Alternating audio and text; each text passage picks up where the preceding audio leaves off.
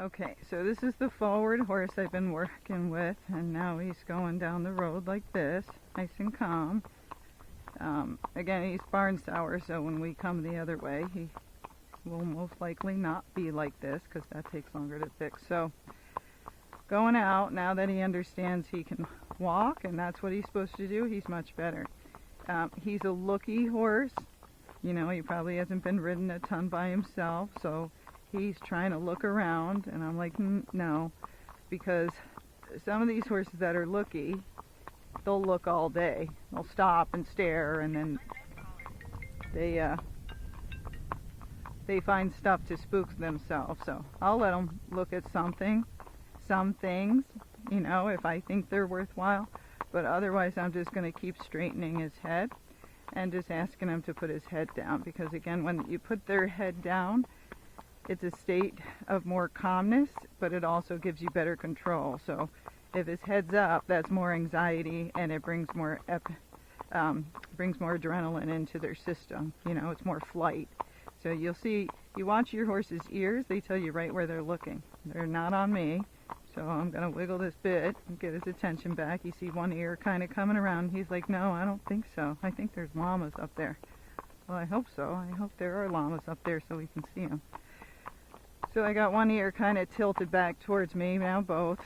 Let's make sure there's not a car behind us. There's not. But he's like, you're worthy of just one ear. That's all I'm giving you, because I'm not sure about this yet. Oh, and there he just sped up a little bit. So what you can't see is I'm working the bit, I'm sliding the bit, because if I'm just putting pressure on him, he's not keeping it down. And then when he's good, I let him go on a loose rein. But if his head comes up and he speeds up, guess what? I just ask him again, like, I'm just going to kind of get in your mouth and be annoying. So if he keeps it down, I just leave him alone. If he puts it up and gets fast like that, well, then I immediately am back on his case. And so after I do this a million times, he'll be able to keep his head down and be like, I just don't want to annoy Gaye because she's annoying and annoys me back. So I'll just keep my head down. So I might have to do this over and over again just because no one's done it. So that's the difference. You know, you can get a great trained horse and you mess it up yourself, or you get one that's not trained and you continue to let it be bad. So neither way is a good way.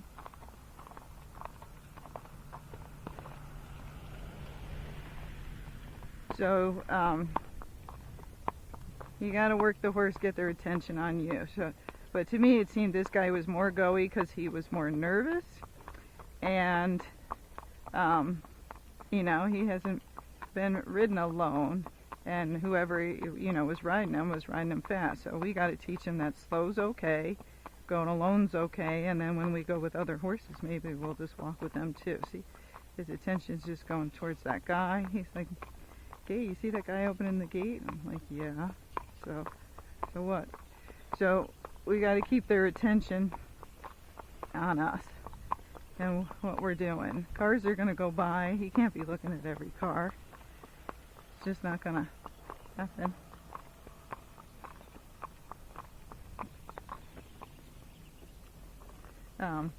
So we got to get him focused and get him focused on his job, which is to pack my buttocks down the trail and be safe. Okay, so I'll turn on as we go home so you can see his progress home. So here he's getting a little fast, so I'm going to kind of bump him in the mouth. Now he slowed down. But up here, you know, there's more cars and stuff going on, so he's going to try and look and get nervous. So that's normal for this point in time for his training. Okay, so now I went out and I'm going back the same direction. If some of you don't know, that's the hardest on the horses when you go back. When you go out and back the same way, they're always worse than if you make a circle on the trail or a circle on the road, because they know they're immediately going back and they get amped up. But so far he's walking. I do have contact, and I'm going to start doing my serpentine. Then if he pulls too much, like there, he's getting a little fast. Whoa. Yeah, now you might see some green stuff up there because we stopped for grass, didn't we? So if he tries to walk off when I stop, I'm going to stop and back him up. If you do this exercise, you always feel what they're doing, because some of the horses, that might make them rear up. So in the beginning you might not be able to stop and back up, or you might be able to stop for like 5 seconds and then you got to start going again so that horse doesn't rear up. Again, you can disengage their hindquarters,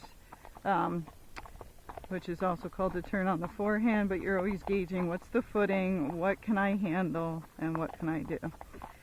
So in the beginning, if you're not so good at it, you might be able to just ride 10 feet and you might have to walk the rest of the way home because the horse is bad. And you should always be able to control your horse on the ground before you take it out on trail. So if something like that happens, then you can just, make him behave walking home if you can't ride it. So I'm serpentining, he's pulling, I'm half halting, I'm not holding, I squeeze, relax, squeeze, relax, squeeze, relax. Yep, I'm doing it that often because otherwise he's going to speed up. So, it's like every 1 or 2 steps.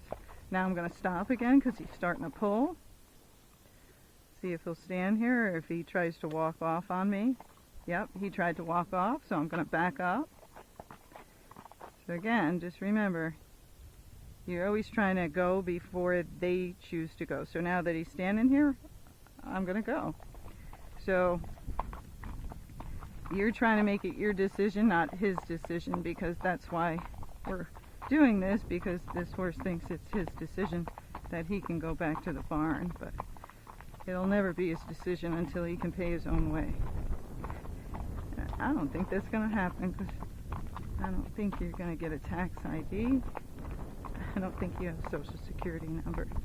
So it's going to be up to us the whole time to tell him when he can go back to the barn, when he can go out, etc. So for a forward horse and a horse that was barn sour, this is phenomenal. He's going a little fast, like there he just pulled, so I'm going to stop. But he's not rearing up, he's not doing anything crazy, he's not throwing his head. Some of them will throw their heads when they're really pissed. Then they get spit on you, which makes me gag. And so he's doing quite good. Oh, there, he did a little head chuck, so hopefully you got to see that. So he's doing quite good. This is all manageable. It's not a dangerous horse or anything nuts that I would say, oh, don't get that horse, he's bad.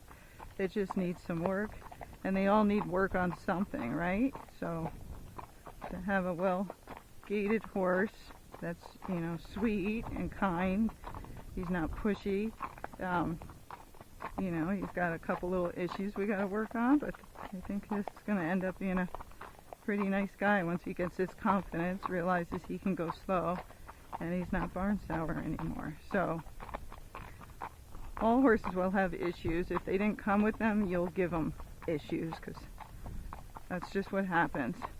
Because we're busy, we're tired, we don't get them out. They get bad habits because they're on their own with their friends, thinking of bad things to do, right? So here he's a little fast, so I'm going to stop him. Let's try a little back up. You're a little crooked. All right. Good job. But see, he's just standing here. Good job. Now we'll walk off.